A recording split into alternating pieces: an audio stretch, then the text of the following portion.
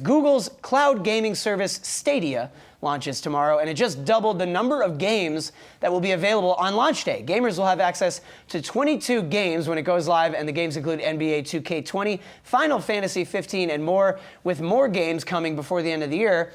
And our tech editor, Dan Howley, has more. Hey, Dan. What's up? Is this thing going to be huge?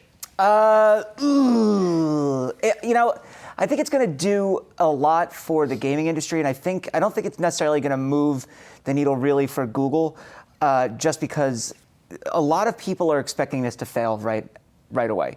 There's not a lot of high hopes in the industry, at least, just because Google isn't an established player in the gaming industry, and it's getting into a space that is still very, very new. There's no streaming services out there right now that are public that allow you to stream games. Now, there are smaller ones, but no major offerings. Microsoft is coming up with something. They're working on their Project xCloud, and it's exactly this kind of technology, streaming games through the internet, where you don't need a console or PC. You can play on like your 15-year-old, crappy laptop that's been sitting there, collecting dust, and play games that look incredible.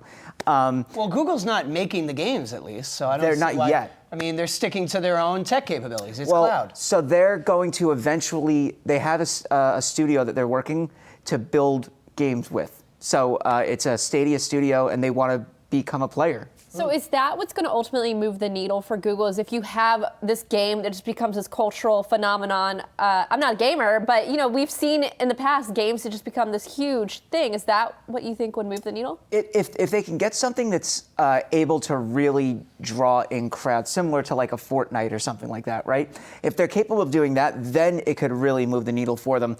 As far as Stadia itself, it's $9.99 a month. It's $130 to get in at the very launch. There's going to be a free version, though, that's going to launch in 2020, the very start of the year.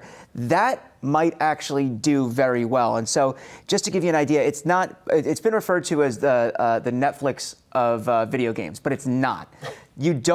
You have to pay for the game still. Right. So you pay for the service to be able to play anywhere, which is fine, because usually you drop, anywhere from 200 to 200 to upwards of 400 sometimes when they're brand new. For a PC, that can go anywhere from like 1,000 to 2,000 to play these kinds of games.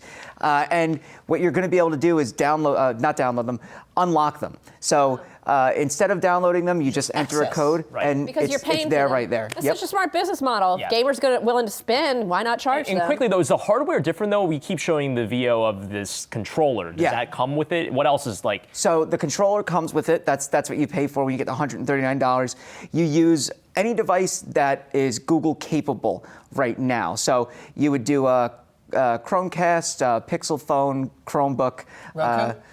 No Roku yet. No iPhone Apple yet. TV? No, I can't have it. So it's going to be tough sell at first with those restrictions, but eventually they want to bring on more devices. So quickly, it sounds like Nintendo, Sony, those guys don't really need to be scared yet. Not yet. Sony's working on something of their own, and so is Nintendo, believe it or not. And Nintendo has Everyone's got something. But Nintendo has no idea what they're doing when it comes to online. that I'd be interested in. Though. I mean, yeah. If Nintendo could figure it out, that's the one thing I would be interested in. Love Nintendo. Okay, Howley, thanks so much. Thank you. We'll see what happens tomorrow. Hey investors, Zach Guzman here. Are you interested in learning more about the markets and getting the latest financial news? Well, then click right here to subscribe to our Yahoo Finance YouTube channel.